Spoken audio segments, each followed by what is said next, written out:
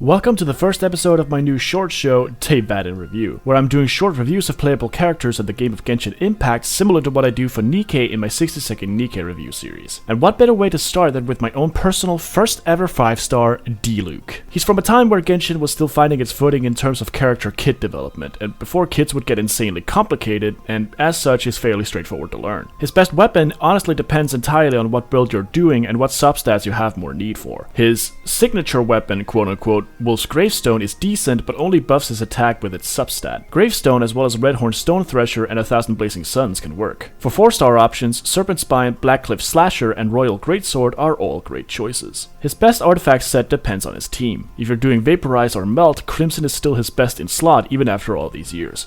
He can also be used for plunge teams if you know how to chain in his E without a net loss of buff durations. Long Knight's Oath can also work for this purpose but may lose the DPS race to Crimson Witch by slight margins. If you have Farina on your team, Marishusei Hunter also works excellently, and if you have C6 Bennett, you can also use Shimenawa. Gilded can also work if you're using a team requiring high elemental mastery like Virgin teams, or if you lack artifacts of more powerful sets. Vaporize, Melt, and Plunge are easily his best team options. Regardless, I will always recommend including Bennett, especially if you have him at C6. For Vaporize, you could use pretty much any off-field Hydro applicator like Farina, but Xingqiu still works beautifully for this team comp. For Melt, you could replace Hydro with Sitlali for an extra 20% damage through her Pyro damage res reduction through her E. For Plunge, Kazuha will be replaced with Shenyun. I also recommend Kazuha or Shilonen for the Resistance Shred and Vaporize or Melt comps, and of course our boy Benny for the Pyro infusion and buffs. Diluc's best constellations are easily C2, C4, and C6, buffing his personal attack damage and speed, as well as the damage of his Searing Onslaught combos if done fast enough by considerable margins. You will likely pick up his constellations as you pull on temporary banners, so even as a free-to-play player you can probably reach at least C2 and C4 fairly easily for him. In the end, Diluc suffers from how outdated he is in terms of the meta, but he's an insanely fun unit to play, and for years he was the only Claymore user I ever bothered using because of his E skill. He doesn't feel slow to play as a result, although his ult is pretty much not necessary to use for many of his best team comps and rotations. Although one thing to note on this, if you opt to leave his ult out of his rotation and combos, you lose out on a 20% pyro damage bonus while the ult is active due to his second passive talent. His damage falls short in comparison to many other pyro DPS characters in the game, but he's also so flexible in terms of artifacts, comps, and gameplay